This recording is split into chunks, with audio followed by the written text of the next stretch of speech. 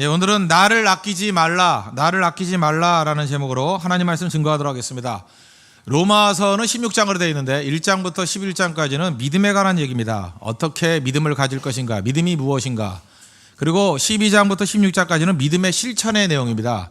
그 믿음의 실천의 내용 첫 번째로 나오는 게 12장이잖아요. 12장에 사실은 구조상 중심적인 메시지가 11절의 말씀입니다. 부지런하여 게으르지 말고 열심을 품고 주를 섬기라. 이걸 중심으로 어떻게 살아야 될지 한 것들이 이게 대칭적으로 이렇게 구조를 이루고 있습니다. 이서우화의 개미와 배짱이 이야기, 한국 사람들이 특별히 이 이야기 되게 좋아합니다. 전 세계에서 유독 한국 사람들이 많이 이 얘기 되게 좋아합니다. 그 스토리 만화 그림같이 많이 설명하지 않았습니까? 저 어렸을 때 이미지가 그랬어요. 밤낮 놀고 있는 배짱이는 꼭 기타를 쳤어요. 그래서 기타 치는 애들 보면 배짱이 같아서요. 기타 치고. 그 다음에 개미는 열심히 일을 하죠. 근데 여름이 짧습니다. 가을은 더 짧습니다. 그렇죠? 얼마 전까지 에어컨 틀었는데 벌써 파카 입어야 되잖아요. 한국에는 가을이 없는 것 같아요. 여름도 짧고 가을은 더 짧습니다. 겨울이 왔어요. 그때 꼭 나오죠. 따뜻한 난로 피워놓은 곳에서 그 따뜻한 스웨터 입고 개미 가족이 호빵 구워 먹는 거, 호빵 쪄 먹는 거. 그런 게 내 어렸을 때 이미지예요. 따뜻한 행복한 가정. 근데 밖에서는 그 깨진 기타 들고 있는 배짱이 한 푼 줍쇼 하고 허기져서 쓰러지는 배짱이 모습이 나옵니다. 그래서 여기서 우리가 주는 메시지가 뭐예요? 게으르면 안 된다. 그런 거죠. 게으르면 성공할 수 없다. 이게 우리 민족에게 줬던 중요한 메시지고 레슨이라고 생각을 합니다. 우리 국민 체질에 맞아요. 왜? 우리 한국 국민들은 열심히 있고 악착했기 때문에. 그런데 이 내용이 반드시 신앙하고 일치되는 건 아니라는 것입니다. 신앙은 좀 다릅니다. 신앙은 열심, 성실, 또 일찍 일어나고 악착같이 하는 거 비슷하긴 하지만 딱 일치되는 건 아니라는 것입니다. 그것과 다 설명할 수 없는 그 무엇이 있다라는 거예요. 그래서 신앙적인 열심, 신앙의 열심, 이거 방향이 중요한 것이고 내용이 또 중요한 것입니다. 우리는요, 우리가 바리새인들을 비난하고 하는데 우리도 바리새적인 요소들이 다 있다는 것입니다. 그게 바로 뭐냐면 자기가 기준이라는 거예요. 자기 성량에 따라서 이렇게 판정을 내릴 때가 되게 많다는 것입니다. 그래서 우리 항상 조심해야 돼요. 어떤 판정을 내리거나 어떤 기준을 세울 때 내 느낌, 내 기준이 되면 안 되고 언제나 성경이 돼야 됩니다. 성경이 뭐라고 말씀하느냐, 하나님이 뭐라고 말씀하느냐. 예를 들어서 게으름에 대한 정의를 내릴 때도 보면은 게으름이 뭡니까? 성경에서 말하는 게으름이 돼야 되는데 자기가 생각하는 게으름이 된다니까요. 예를 들어서 저한테 물어본다고 합시다. 게으름이 뭐냐? 그러면 저는 잠 많이 자는 걸 게으름이라고 생각해요. 제가 그렇게 생각이 드는 거 어떻게 해요? 예를 들어서 늦게 깼다 그러면 딱 말은 안 해요. 요즘에는 이 게으른 놈. 이게 속으로는 그런 생각이 들어요. 제가 아침에 깨가지고 이게 3시쯤에 이게 문자를 한번 보낸 적이 있거든요. 그랬더니 금방 연락이 오더라고요. 목사님 아직도 안 주무셨어요. 깬 거거든요. 나는 깬 건데 요즘엔 좀 늦게 깹니다. 옛날엔 2시 반에 깼거든요. 요즘엔 이래가지고 내가 50 넘어서 죽을 것 같아가지고 1시간 늦춰가지고 요즘에 3시 반에 깨는데, 예. 2시 반에 깼어요. 그러면 3시면 그때 말똥말똥 했거든요. 그런데 아직도 안 주무셔서 그 친구는 안 자고 있었던 거죠. 나는 3시면은 이제 정신이 번쩍 드는 시간이었는데 이게 다른 거죠. 그러면 그걸 저는 게으름으로 생각했거든요. 제 기준이죠. 또 어떤 사람은 독서 좋아하는 사람은요, 독서 안 하는 게 게으름이에요. 책도 안 읽냐? 한 달에 책도 한두 권 안 읽어? 얼마나 게으르면 저래? 그렇게 생각하는 사람이 있고, 또 이렇게 운동하는 그 피팅 트레이너는 어떻게 되냐? 살찌는 거, 운동 안 하는 걸 갖다가 게으르다고 생각해요. 그러니까 우리는 그냥 살쪘다, 살찌는 체질이다 이렇게 얘기하잖아요. 근데 그 사람은 첫 마디가 그러더라고. 게을러. 그러니까 살찌는 걸 게으르게 생각하는 사람이 있다는 것입니다. 또 어떤 분이 계시냐? 바지 안 다려입고 다니는 걸 게으르다고 생각하는 사람이 있어요. 아주 제비적 사촌 같은 사람인데 항상 그 바지를 안 다려입고 다니는 거 저 게으르대요. 저는 1년 내내 별로 바지 달아있는 거 좋아하지 않거든요. 달아서 입으면 뭐예요? 줄이 칼같이 딱 돼 있는 거 별로 안 좋아해요. 저도 제 사모하고 싸우는 것 중에 하나가 뭐냐면 밤낮 와이셔츠 좀 데려입고 다니래. 나는 그게 싫거든요. 약간 구김이 가고 그럴 때 뭔가 열심히 일한 남자 같은 느낌이 들고 이런 게 있는데 거긴 집안 망신 시킨다고 자꾸 이렇게 칼같이 이렇게 다리는 것을 입으라 그래요. 저는 웬만하면 좀 구겨진 옷이 더 편해요. 그래서 그냥 새벽기도 같은 때는 잘 모를 때 그냥 구겨진 걸 좋아하고 또 할 수 없이 눈치 볼 때는 또 이렇게 다리 입은 거 입고 오는데 그렇게 생각하는 사람 있잖아요. 그죠? 이게 바지 달아입지 않고 셔츠 달아입지 않으면 게으르다. 이렇게 생각하는 사람이 있다는 것입니다. 다 기준이 뭐예요? 내가 기준이라게 내가. 이건 신앙생활 뭐 전반에 다 영향을 미친다고 생각합니다. 자기 성향이나 자기 기준이 돼서는 안 된다는 것입니다. 그래서 중요한 건 뭐냐면 신앙이라는 것은 이 모든 걸 정의를 내릴 때 하나님의 말씀을 기준으로 정의를 내리는 것이 중요하다는 것입니다. 근데 진짜 게으름은 뭐냐 하면 대가를 치르지 않는 게 성경에서는 게으름이라고 얘기해요. 꿈하고 뻥하고 차이점이 뭡니까? 어떤 분이 썼던 글인데 대가 치르지 않는 거예요. 꿈에 대가를 치르면 꿈인데 꿈에 대가 치르지 않으면 뻥이 된대요. 그죠? 지금 내가 꿈을 놓고 얘기를 하면서 무슨 대가와 무슨 희생을 치르고 있는가, 그게 있다 그러면 꿈이고 그게 전혀 없다 그러면 그건 뻥치는 인생이라는 거예요. 아니라는 거죠. 성경에서 말하는 게으름이 뭔지 아십니까? 대가 치르지 않는 게 게으름이다 이렇게 얘기를 해요. 그래서 신앙도 생활이잖아요. 저도 요즘에 많이 느끼는 건데 저는 뭐 사역을 이렇게 많이 하던 사람 아니었습니까? 그러다 보니까 저도 모르게 그냥 성도들 빨리빨리 모여가지고 이렇게 그냥 흐름대로 가는 거라고 생각했어요. 근데 우리 개척교회잖아요. 개척교회의 결정적인 약점이 뭔지 아십니까? 약점이라보다 과정이죠. 그걸 약점이라 말할 수는 없죠. 양육의 시간이 필요하다는 거예요. 그래서 중간 리더들이 없습니다. 그러니까 교회 기둥이 없어요. 사실은 뭐 이렇게 리더를 하고 간사를 한다 그러는데 훈련받지 않은 사람들이기 때문에 자기 자신이 넘어져요. 자기 자신이 퍽퍽 쓰러져. 시간이 필요한 거죠. 그래서 시간이 필요한 거야. 교사들도 미숙해요. 아직도 미숙하다고. 그래서 시간이 필요한 건데 시간의 테스팅을 받아야 되는 건데 그걸 무시해버리고 가면 안 되죠. 그러니까 더 많이 예배드리고 더 많이 기도하고 더 많이 깨져야 되고 더 많이 성숙된 모습이 있어야 되고 자기가 얼마나 미숙한지를 모르잖아요. 성숙된 모습이 있어야 된다는 거예요. 말 함부로 하는 거 고쳐야 되고요. 함부로 표정 짓는 거 고쳐야 되고 성실하게 자기 자리 떠나는 거 고쳐야 되고 뭐 이런 거 있잖아요. 기도 생활 기피하는 거 그것도 배워야 되고 뭐 얼마나 많이 있습니까? 피 흘리고 눈물 흘리고 아픔이 있고 그 인간관계 속에 나오는 그 모든 것들을 다 겪으면 깊어진다는 거죠. 오늘 참 슬픈 날입니다. 왜냐? 제가 응원하는 야구팀이 졌어요. 근데 그걸 생각하니까 그래요. 그 한 팀은요, 굉장히 가을에 그 포스트 시즌에 많이 나갔던 팀이에요. 그죠? 그 곰같이 생긴 팀인데 그 팀이 그래요. 그러니까 전반적인 그 전력에 있어서는 뭐 열세다 그러는 사람도 있었지만 그게 바로 뭐 성숙이라고요. 성숙. 시간의 테스팅을 받은 거잖아요. 여러 차례 경험이 있으니까. 한 팀은 진짜 미숙한 팀이에요. 어린애 같아요. 그죠? 우리 교회 같아요. LG. 똑같아요. 미숙해요. 뭐 1994년 이후에 포스트 시즌에 나간 적이 별로 없대요. 그러니까 엄벙덤벙 되다가 어제와 오늘 계속 에러만 하다가 지잖아요. 그죠? 에러가 3개, 2개. 그 멍청하게 그거 저도 잡을 수 있는 걸 못 잡고 공 굴리다가 그라운드 홈런을 주고 가슴 아프죠? 여러분들이 기쁜 사람도 있겠지만 그죠? 그런 걸 바라보면서 뭐든지 이게 시간이 필요하구나. 그러나 내년도는 달라지겠죠. 왜 그냥 이런 대가를 치르고 이런 아픔을 치렀기 때문에 더 성숙해지는 거 아니에요? 그러니까 다 그런 게 필요하다는 것입니다. 그래서 하루아침에 되는 게 아니라는 거예요. 그런 의미에서 우리 이런 사람들 있지 않습니까? 예를 들어서 뭐 능력 있는 목사님한테 가가지고 기도 한 번 받으면 다 변화될 거야. 그건 그건 게으른 거예요. 은혜 한탕주의예요. 은혜 한탕주의. 그런 거 자꾸 와가지고 이렇게 뭐 저는 능력도 없지만 와가지고 자꾸 기도해달라 그러지 마세요. 그죠? 한 번 기도하면 변화되면 그 사역이 얼마나 쉽겠어요. 그죠? 그게 아니죠. 전도사 때, 특별히 교육전도사 때 그런 생각 많이 해요. 내게 설교 기회만 주어줘 봐라. 내가 설교 한번 다 뒤집어 엎을 거야. 시켜봐요. 지가 뒤집히지. 안 뒤집혀요 절대로. 그죠? 자기가 뒤집어져가지고 무슨 소리 하는지도 모르고 내려오지. 그 설교도 그때 깨닫는 거예요. 한 번에 뒤집어지는 게 아니구나. 그냥 끊임없이 이렇게 가랑비같이 말씀을 증거하고 한 번, 두 번 변화되는 그 과정이 필요한 거구나. 교회도 과정이 필요한 거예요. 그 과정이 필요하다. 대가가 필요하다. 희생이 필요하다. 그걸 인정하는 것. 그게 성실이고 그걸 인정하지 않는 걸 뭐라 그래요? 게으름. 대가를 치르지 않는 거 게으름이에요. 로또식 생각. 한 판에 끝내버리겠다. 절대 그런 일 없다는 것입니다.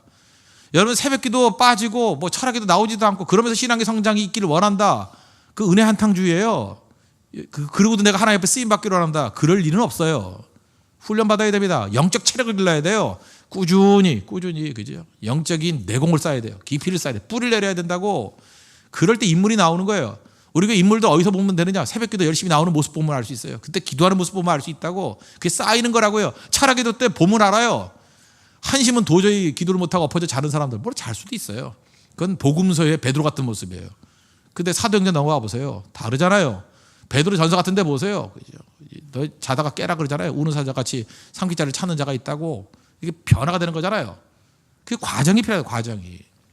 그 과정을 무시해버려 나는 그게 필요 없어 그러는 건 아니죠. 예수님도 12명 제자 키웠는데 한 명은 배신했고 한 명은 부인하고 예수님도 그러셨는데 뭐 안 그래요? 뭐 나머지 10명도 뭐 그리 변변치 않았잖아요. 시간이 걸리는 거예요. 시간이. 예수님도 3년 반 동안에 그 정도 하셨어요. 그리고 과정을 거쳐서 인물이 되는 거예요. 우리도 너무 서두르면 안 된다는 것입니다. 항상 그 마음 가지고 겸손하게 하나님 내가 꿈이 있습니다. 대가를 치르는 종되게 해주십시오. 대가 치르지 않는 건 게으름이에요. 반드시 희생하고 대가 치르는 믿음의 종되게 해주십시오. 그러면 서게 된다는 것입니다. 그리고 그 안에 대가를 치르면서 열심히 뛰어야 된다는 거예요. 제가 지난 주간에 어떤 목사님하고 이렇게 대화를 나눈 적이 있습니다. 다른 교회 목사님하고 대화를 나누는데 뭐 제 후배쯤 되시는 목사님입니다. 근데 저한테 얘기를 나누면서 그런 얘기 하더라고요. 목사님 새벽 기도도 설교 준비하세요 그러더라고요. 나 그 얘기를 듣고 기절할 뻔했어요. 네? 새벽 기도도 설교 준비를 하네요. 자기가 옛날에 그 담임 목사님하고 있을 때 담임 목사님이 그러더래요. 새벽 기도 설교 준비 너무 열심히 하지 말라고.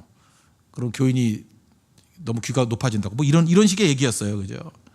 제가 그걸 바라보면서 느꼈던 게, 이야, 저거는 진짜 꿈의 목회가 아니라 뻥의 목회를 했구나. 저는 그 새벽기도 설교도 준비하죠. 뭐 능력 있다고 위로부터 받아가지 나오나요? 준비해야죠. 철저히 준비해야죠. 철저히. 그 대가 치르는 거 아니에요. 목사가 대가 치른다는 게 그거 아니에요. 설교 준비에 시간 보내야지 딴 데 보내면 되겠습니까? 저는 뭐 사실 그래요. 주일 설교나 뭐 새벽기도 설교나 사실 준비하는 시간이나 대가는 별로 차이가 없는 것 같은데. 여러분 차이 느끼세요? 그냥 아무거나 뽑아서 주일에 하는 거예요. 뭐 그렇게 별 차이 없어요. 뭐 그냥 그 전날 주신 영감이 있으면 그냥 그 다음 새벽에 붙는 거고. 물론 뭐 주일 설교 때 좀 더 강력하게 역사하는 게 있죠. 왜? 토요일이 기니까. 예, 그런 차이 정도 있을까? 아니면 일주일 동안 생각하는 게 있으니까. 주일에는 또 전체적인 교회 흐름의 메시지가 있으니까. 뭐 그 정도 차이지. 준비 없이 한다는 게 말이 안 되잖아요. 나는 우리 교회 그 NC 오케스트라 정말 자부심을 갖습니다. 이거 땀의 대가고 눈물의 대가고 어떻게 보면 피의 대가죠. 매주마다 이렇게 편곡하고 나오는 걸 보면은 야, 좀 대단하다. 그죠? 저런 게 하나님 앞에 쓰임 받는 거지. 저는 제일 불만이었던 게 뭐냐 하면 교회라는 이름만 들어가면 수준이 떨어져요. 그냥 음악 그러면 수준이 높은데 교회 음악 그러면 수준이 떨어져. 그저 이렇게 앨범을 낼 때도 보면은 그냥 가수들 할 땐 되게 오래 내요. 뭐 어떤 가수는 1년 준비했다, 2년 준비했다, 또 녹음을 몇 번 했다. 뭐 그런 얘기 많이 하는데 제가 지금 비하하는 건 아니에요. 내가 아는 어떤 그 CCN 가수는 뭐 앨범 냅니다 뭐 이러면서 내가 보니까 뭐 한두 달 안에 그냥 내버리더라고. 그냥 녹음해버렸대. 뭐 성령이 역사했다나. 이런 나쁜 놈이 나 있나. 성령이 그런 식으로 은혜 한탕주의라니까 그게. 그 시간의 대가를 치러야죠. 철저히 준비해야죠. 제가 들어보니까 헛전투성이에요. 헛전투성이. 그렇게 해서는 안 되죠. 그죠? 더 중요한 건 철저히 준비하는 거. 그게 게으름이에요. 게으름. 우리가 지금 한 사람 한 사람 이게 솔로로 우리가 찬양하지 않습니까? 이유가 뭐냐? 지금 우리 교회는 성가대 하면 제대로 할 거예요. 하면은 제대로 할 건데 거기에 지금 전도하는데 인력이 다 나가야 되기 때문에 너무 집중하면 안 되기 때문에 지금 안 하는 거예요. 하면은 성가대 제대로 준비하는 건 성가대가 아니죠. 생명 걸고 최상의 음악, 진짜 세계 어디 내놔도 될 만한 음악을 만들어내야죠. 그냥 할 수 있는 것만 하잖아요. 할 수 있는 것만. 그거 아니면 게으름이라는 것입니다. 여러분 게으름에서 벗어나십시오. 무슨 일이든 내게 맡겨준 거에 대해서 얼렁뚱땅 대충 하지 마십시오. 대가 치르는 겁니다. 꿈에 대한 대가 치르는 거. 그게 성실이고 그게 열심입니다. 그게 없다면 게으름이라는 거예요. 그러면 게으름에서 벗어날 수 있는 미션 어떤 것이 있을까? 오늘 세 가지를 정리하겠습니다. 첫째, 어떻게 하면 게으름에서 탈출할 수 있을까? 첫째는 거룩한 불만을 가지고 있어야 된다는 거예요. 거룩한 불만. 오늘 9절 보십시오. 사랑에는 거짓이 없나니 악을 미워하고 선에 속하라. 여기 보니까 악을 미워한다는 건 뭐예요? 지금 있는 모습에 대해서 불만을 갖는 거 아니야? 이거 아니다라는 생각을 가져야죠. 이런 불만이 있어야 돼요. 이게 교회의 모습이 아니야. 그죠? 뭐 교회에 대한 그 모습이 아니라 자기가 어떤 그 아이디어를 한 그 모습이 있으라고요. 그 플라톤이 말한 이데아라는 거, 아이디어. 그죠? 이 이데아라는 거. 그 실상 원래의 모습이라는 거를 그려야 될 거 아니에요. 그 사도행전 2장에 보면 교회는 이런 모습이야. 지금 비판하고 정죄하자는 얘기가 아니에요. 그 안에 내가 들어가 있는 거예요. 이런 교회로 가야지 하는 그 열망. 이 교회는 기도가 없어 이렇게 정죄하는 게 아니라 기도가 많이 사라졌구나. 그러니까 내가 기도에 불을 붙여야지. 내가 불이니까 빛을 비춰야지. 정말 전도는 안 하고 딴짓만 하고 있구나. 내가 진짜 전도에 불을 붙여야지. 지금 그랬어요. 실제로 우리 교회 안에서 전도의 불이 꺼져간다라고 생각하는 사람이 있어가지고 자원에서 나온 거예요. 자원에서. 우리 11월 9일에 있는 전도 집회 그 사진에서 여러 명의 형제들이 자원에서 나온 거예요. 우리가 하겠습니다 하고 그죠? 전도에 불을 붙이고 최선봉에 서겠습니다. 그게 바로 뭐예요? 내가 빛이 되겠다는 거 아니에요. 내가 불이 되겠다는 거 아니에요. 내가 희생에 그저 어떤 그 조각이 되겠다는 거 아니에요. 그게 올바른 거죠. 그게 성령이 역사하시는 거죠. 왜 그런 일이 있어요? 거룩한 불만을 품게 되니까. 이거 아닙니다 하는 거. 대충 넘어가지 마십시오. 성령께서 반드시 우리에게 마음 가운데 거룩한 불만을 준다는 거예요. 악을 미워하게 만든다는 거예요. 이게 아니다. 그죠? 사랑하는 모습이 있지만 또 동시에 이게 아니다 하는 미워하는 모습이 있어야 돼요. 이거 아닙니다 하고. 그 거룩한 불만, 거기서 능력이 나타난다는 것입니다.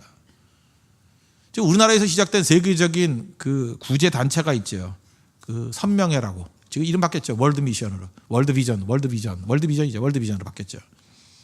그 밥 피어스라는 분입니다. 밥 피어스.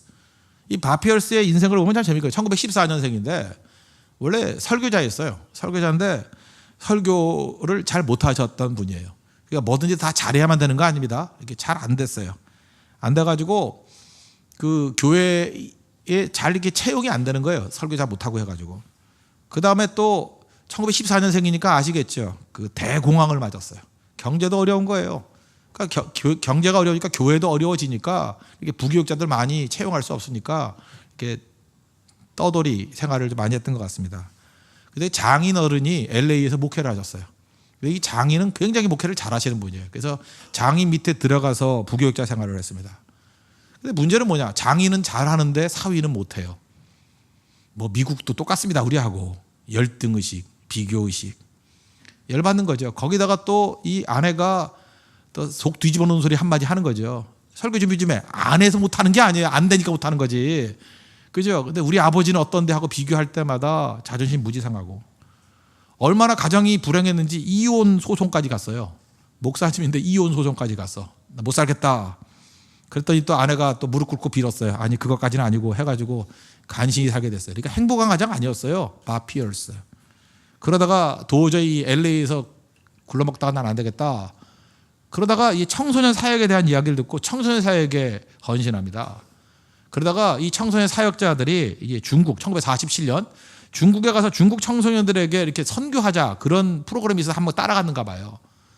1947년 아직 공산화되기 이전이잖아요. 여기 중국에 가가지고 거기서 뭐 사역 언어가 안 되니까 뭐 잘했겠습니까? 굶는 아이들, 우리가 인도 선교나 네팔 선교 갔을 때 이렇게 빈민들을 섬겨주는 거 있죠? 캄보디아 같이. 그런 거 했는가 봐요. 굶는 아이들에게 이렇게 먹을 거 나눠주고. 근데 어떤 아이가 굉장히 힘들어 하는데 이 바피얼스가 그랬다는 거예요. 왜 고아원에 안 보내요? 그랬더니 그런 얘기 하더라는 거예요. 고아원 수용 인원의 4배가 찼다고. 고아원이 없다고, 얘 갈 데가 없다고. 너무 괴로워한 거죠. 아니 이게 말이 되느냐. 그러다가 돌아와가지고 다시 가려고 그랬는데 그때 비행기가 없잖아요. 배 타고 다니는 거니까 굉장히 오래 걸렸잖아요. 돌아와가지고 다시 중국에 가야지. 그래서 1949년에 중국이 공산화돼 버렸습니다. 갈 수가 없잖아요. 우리도 그렇잖아요. 인도에 비하르 가려고 그러다가 비행기 끊겨서 못 가니까 이렇게 뉴델리에 있었잖아요. 똑같은 거예요. 중국 가려고 하다 못 가가지고 한국에 온 거예요. 마치 한국이 전쟁이 났어요. 한국 전쟁. 그래서 바피얼스가 중국 가려고 그러다가 그 옆에 나라 뭐 중국 비스무리한 나라에 전쟁 났다 그러더라. 그래서 우리나라에 온 거예요. 와가지고 아이들 먹을 거 하나 준 거예요. 그죠? 먹을 거. 미국은 그때 달러 가치가 세니까 우리도 그렇잖아요. 우리 원화 가치가 얼마 세인지 아시죠? 우리는 그렇게 큰 돈이 아닌데 그거 가지고 사주면요. 뭐 예를 들어서 뭐 한 100불, 200불, 한 20만 원이면 아이들 다 먹이고 남아요. 그러니까 여기서는 그냥 친구들끼리 모여서 밥 한 끼 먹는 가격인데 거기는 몇백 명 아이를 먹일 수 있어요. 그죠? 몇 끼를 먹일 수 있어요. 그러니까 미국 사람들 그랬을 거 아니에요. 그래서 그 자기 것을 가지고 나눠주기 시작했습니다. 근데 아이들이 전쟁고가 너무 많으니까 줄이 무지무지하게 긴 거예요. 근데 중간쯤에 있던 아이가 줄 서 있다가 쓰러졌어요. 그래서 왜 그러나 했더니 가보니까 죽었어요. 충격받은 겁니다. 충격. 자기 이름이 밥이잖아요. 바피얼스. 밥이잖아요. 밥만 먹어도 죽은 애예요. 진짜 밥만 먹어서. 바피얼스인데. 그러면서 자기가 스스로 물었다는 거예요. 도대체 왜 죽었냐 그랬더니 굶어 죽은 거예요.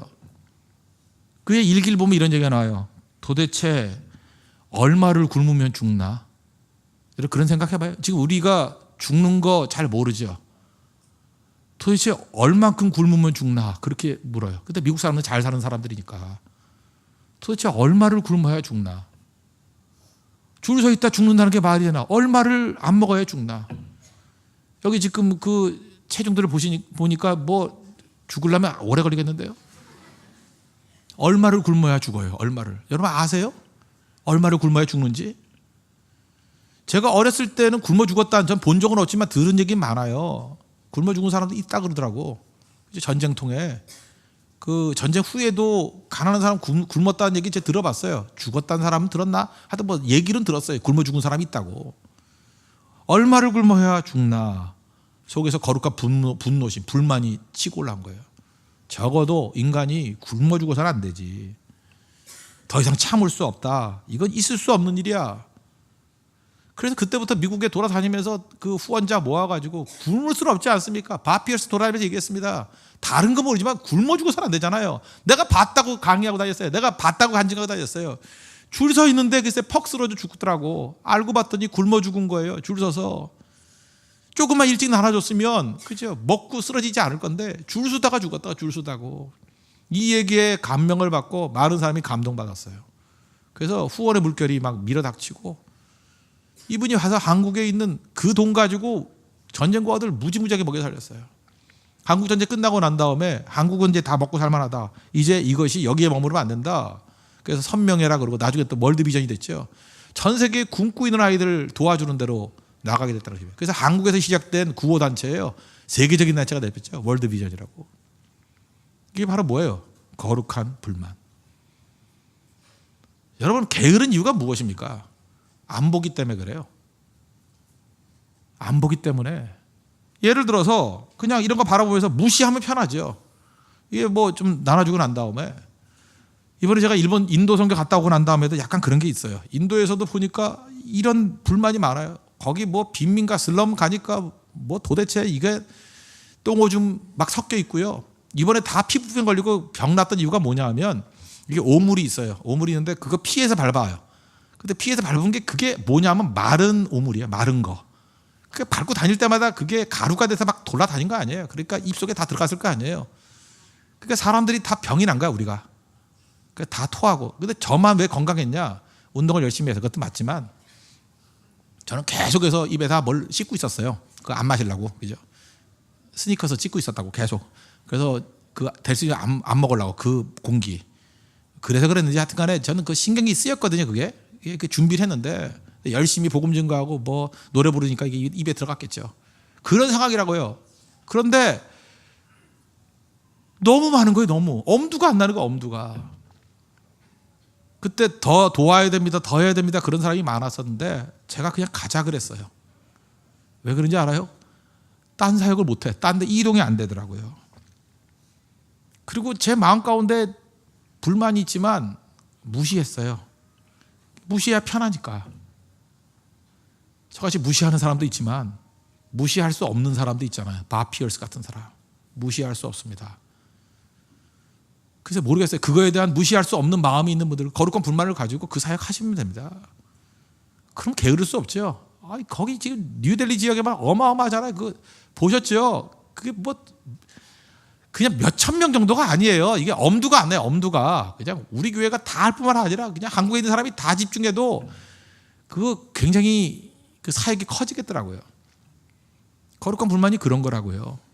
그러면 이거는요 1, 2년에 될 문제가 아니에요. 어떤 사람에게 몇 사람은 필생의 과제죠. 저는 우리 교회에서 그런 거에 생명 거는 분들이 좀 나왔으면 좋겠습니다. 그렇잖아요. 나 남은 평생 거기에 바치겠습니다. 가 있으면 나머지 분들은 보조로 도움이 되잖아요. 바피얼스가 나와야죠. 그래서 자꾸만 여기저기 가는 거예요. 이번에 네팔 가는 것도 뭔지 아십니까? 뭐 가가지고 짧은 기간에 거기서 일 다 하겠다는 게 아니라 보자는 거예요. 성령이 보여주실 거 아니에요. 거룩한 불만이 생길 거 아니에요. 그러면 그 누구도 게으를 수 없어요. 그 누구도 쇼핑에 시간 낭비할 수 없어요. 그 누구도 리조트 가서 휴양하겠다 뭐 이런 걸로 뭐 한두 번 하는 건 괜찮지만 그걸로 평생 살 수 없다고. 무시하기 때문에 그래요. 무시하면 편하니까. 그 바피얼스가 이런 얘기를 했습니다. 하나님이 아파하시는 일에 우리도 아파하자. 그는 아파했습니다. 그 얘기는 무슨 얘기예요? 아픈 곳에 가셔야 됩니다. 아픈 곳에 가서 봐야 돼요. 아파야 돼요.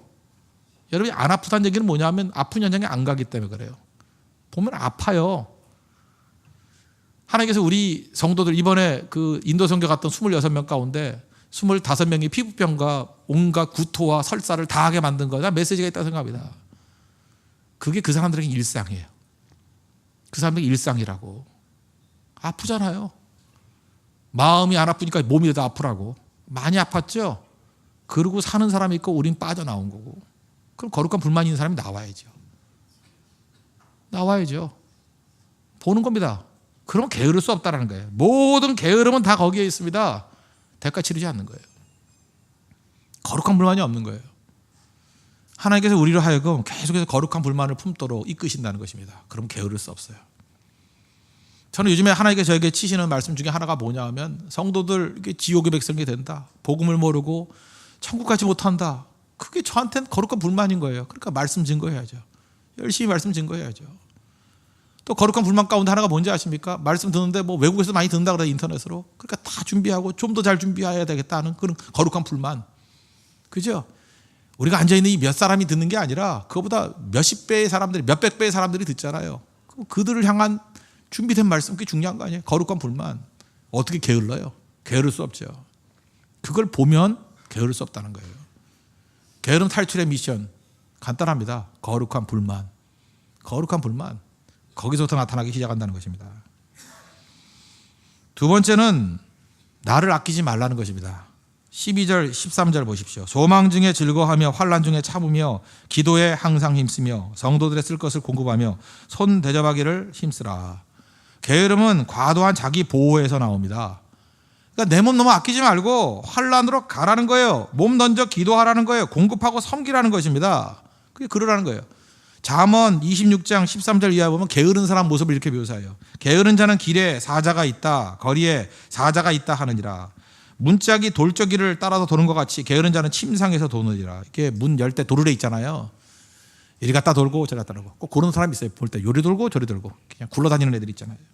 게으른 자는 그 손을 그릇에 넣고도 입으로 올리기를 괴로워하느니라. 아, 그놈의 리모컨 다 없어버려야 되는데. 리모컨을 동생에게 가져오라고 말하는 언니가 있어요. 그죠? 아, 우리 집 아니야, 우리 집 아니야. 또 괜히 우리 집 생각하지. 리모컨도 자기가 가기 싫어하는 건데 리모컨 그걸 들고 가기 싫어가지고 그걸 들기 싫어가지고 리모컨을 동생에게 가져오라. 그리고 리모컨은 그 영성에 도움이 안 돼요. 저는 리모컨 잘 안 써요. 잘해서 항상 가서 손으로 들고. 왜 그러냐면 일부 좀 귀찮게 놀라고. 그죠? 리모컨 물론 쓰긴 씁니다. 전혀 안 쓰는 건 아니지만 그래도 될 수 있으면 시간이 되면 안 쓰려고 노력을 해요. 안 하고 그냥 손으로 하려고. 그게 필요한 거예요. 그죠? 전화번호도 이렇게 메모리 된 것보다 이렇게 눌러서 하려고 해요. 그래야지 암기가 되잖아요. 그죠? 전화번호 암기도 하고. 그래야 또 이렇게 기억력도 좋아지고. 대신 그렇게 살아야 되는데 이러고 산다는 거예요. 게으른 자는 사리에 맞는 대답하는 사람 7보다 자기를 지혜롭게 여기느니라. 아무것도 안 하면서 잔머리 쓴다는 거예요. 여기서 알 수 있는 게 무엇입니까? 게으른 사람의 특징이 뭐예요? 밖에 사자가 있다. 말도 안 되는 얘기죠. 밖에 사자가 있어서 안 나간대. 핑계 대는 거죠. 핑계. 다시 말해서 몸은 게으르고 혀만 분주해요. 우리 주변에도 그런 사람이 있습니다. 몸은 움직이지도 않으면서 혀만 분주한 사람. 이 게으른 자입니다. 악한 자예요. 그리고 합리화시키는 거죠. 자기가 그런 일을 합리화시키는 거죠. 밖에 사자가 있기 때문에 이유되잖아요. 억지 이론. 말도 안 되는 거죠. 그런 의미에서 우리 몸을 아껴서는 안 된다는 것입니다. 나를 아끼지 말라. 나를 아끼지 말고 막 쓸 줄 알아야 된다. 막 쓸 줄 알아야 된다는 거예요. 우리 달란트 비유 보십시오. 거기서 한 달란트 받은 사람 뭐라고 얘기해요? 그 주인에 대해서 이렇게 얘기하죠. 한 달란트 받았던 자가 와서 이르되 주인이여 당신은 굳은 사람이라 심지 않은 데서 거두고 해치지 않은 데서 모으는 줄을 내가 알았으므로 두려워하여 나가서 당신의 달란트를 땅에 감추어 두었나이다. 이렇게 얘기하잖아요. 게으름은 어디서 나오는 거죠? 게으름은 주인에 대한 악한 생각이에요. 그죠? 주인이 나쁜 사람이다라는 생각. 하나님은 좋은 분이 아니야라는 이런 생각에서 게으름이 다 나온다는 것입니다. 그죠? 그래서 게으름의 뿌리. 그래서 이렇게 되잖아요. 그 5달란트 2달란트 받은 사람한테 칭찬한 내용을 보세요. 착하고 충성된 종아. 그러니까 충성된 사람이 뭐예요? 착하다예요. 마음을 착하게 먹으니까 충성이 나오더라는 거예요. 그렇죠? 예를 들어서 하나님이 좋으신 분이야. 그렇게 정말 뜨거운 마음을 가지고 있는 사람은 충성이 나와요. 우리 교회는 정말 좋은 교회고 훌륭한 교회야. 우리 뭐 교육자들 좋고 우리 리더들 좋고 다 좋은 분들이야. 그런 생각하면 충성이 나와요. 근데 마귀는 충성이 사라지게 만드는 게 아니라 마음에 악함을 주게 만들어요. 하나님은 나쁜 분이야. 내게 벌만 내려. 그죠? 우리 교회는 좋은 교회가 아니야. 우리 지도자들, 리더, 간사, 목사 다 엉터리야. 이런 마음이 나요. 그러면 게을러져요. 그래서 $1 받는 사람에게 뭐라고 얘기합니까? 악하고 게으른 종아. 잊지 말라고요. 악함과 게으름이 동의어예요. 마음에 악함부터 줘요. 악하면 게을러져요. 뒤집어서 게을러졌다는 얘기는 뭐냐면 내 마음이 악해진 거예요. 게으름을 터치하는 게 아니라 악함을 시정해야 돼요. 착하고 충성됨, 악하고 게으름. 잊지 마십시오. 그러니까 게으름은 뭐예요? 시도하지 않게 만든다고요. 시도하지 않게. 그리고 그 다음에 뭐예요? 계속 나를 사랑하게 만들고. 그게 악함이라니까요. 악함은 뭐예요? 다시 자기 이로 와요. 나밖에 없어요. 내가 최고지. 내가 살아야지. 그 뿌리는 어디에 있느냐면 나는 옳고 너는 틀렸다예요. 그러면 악해져요. 그럼 게을러지고. 나는 옳고 너는 틀렸다. 율법주의가 하는 거라고. 그죠? 나는 보호받아야 되고 너는 죽어야 돼. 그러면 그게 악해지는 거예요. 그럼 게을러져요. 다 연결되어 있습니다. 뿌리가. 어느 걸 잡든지 하나만 잡고 쳐버려야 돼요. 그죠? 착함부터 시작하면 충성이 나오고요. 충성하면 착해지고요. 다 연결되어 있다니까요. 빨리 그걸 캐치하고 내가 문제입니다. 그죠? 내가 죽어야 됩니다. 나를 아끼면 안 돼요. 그것도 다 안 된다 그러면 자기를 좀 박대해 보십시오. 자기를 좀 막 굴려보세요. 자기를 갖다가 막 험하게 헌신하는 대로 내보내보세요. 변화돼요. 그래서 그 망나니들 끌고 나가가지고 무슨 봉사활동 같은 데 가가지고 죽도록 굴리면 애가 변화되잖아요. 그거 몰라요 그거? 막 몸이 막 헌신하고 막 그랬더니 갑자기 마음이 착해지고 눈물도 흘리고 충성스러운 사람은 변화가 되고 이 세 가지는요 뭐가 됐든 먼저 시작하면 돼요. 아무거나 먼저. 그러면 다 살아납니다. 다 살아난다는 거예요. 근데 마귀가 또 쓰는 방법이 있죠. 뭐라 그래요? 좋은 얘기인데 언젠가는 하겠죠. 이걸 언젠가 신드롬, someday 신드롬, someday sickness 이런 거예요. someday. 나 이 단어 진짜 싫어요. someday will never come. 절대 안 와요.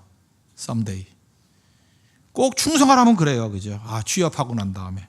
꼭 충성하라 그러면 이번 네팔 선교 갔다 오면 다음 네팔이 있을지 없을지 어떻게 알아요? 그죠? 꼭 그런다고. 그죠?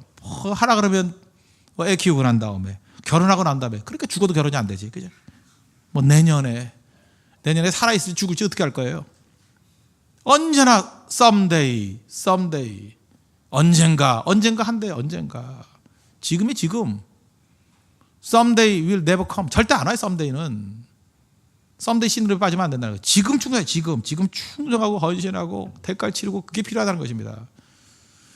저는 나름대로 좀 신사적인 목회를 한다고 이렇게 뭐 권유 잘 안 했어요. 그냥 말씀 증거하고 알아서 성령께서 감동시켜 주시겠지. 근데 그것도 제가 볼 때 그것도 교만함이라고 생각했습니다. 요즘엔 제가 성도들 만나가지고 권유해요. 네팔도 갑시다. 전도도 합시다. 새벽기도 좀 나오세요. 철야기도도 하세요. 권유하는 이유가 뭐냐? 그게 옳기 때문에 그래요. 그래야 살아나기 때문에. 그게 양육이죠. 그렇게 얘기하면 좀 들으십시오. 듣고 따라오라고요. 미얀마라 그러죠. 미얀마는 그 자기들끼리 미얀마라 그러지 아직도 그 영국이나 미국은요 미얀마란 말 안 써요. 버마라고 써요. 버마. 자기들끼리 이름 바꿔버렸죠. 미얀마는 그 군부 독재에서 쓰는 말이다 그래서 안 쓰고 버마라 그래요. 버마. 그 버마 최초의 선교사 누군지 아시죠? 미국 선교사입니다. 아도니람 저스튼. 그 랭군 요즘에 양군이라 그러는데 랭군에 가면은요 그 시청 앞에 그 아도니람 저스튼 그 교회가 있어요. 임마누엘 교회라고. 저는 뭐 여러 차례 갔습니다. 교회 꽤 커요. 그죠? 꽤 크다고. 1812년에 갔으니까 뭐 200년 됐죠. 200년 전에 지어졌던 교회인데도 불구하고 꽤 크고 멋져요. 근데 그 철망으로 다 막아놓고 사람도 별로 없어요. 근데 하여튼 교회가 지금도 그 버마에서 200명, 300명은 모이는 것 같아요. 참 뿌리는 씨앗이 어마어마하죠. 그렇게 핍박이 있어도. 근데 약간은 좀 어용 같은 느낌이 들기도 하고, 그죠? 뭐 그런데 어쨌든 지금도 모여 있어요. 목사님하고도 제가 인사도 나누고 식사도 하고 그랬던 적이 있는데, 아도니람 저드슨 얘기입니다. 이 양반이 어디 나왔냐? 미국 동부에, 저도 자주 갔는데 그 로드 아일랜드라는 데 아세요? 로드 아일랜드를 가면은 그 동네 이름이 프로비던스예요. 프로비던스 영어로 뭐예요? 섭리죠. 그러니까 그 동부 쪽에 가면요, 전부 다 청교도들이 이름 지어놨는데 전부 다 성경적인 이름이에요. 하나님의 섭리의 손길. 그래서 프로비던스.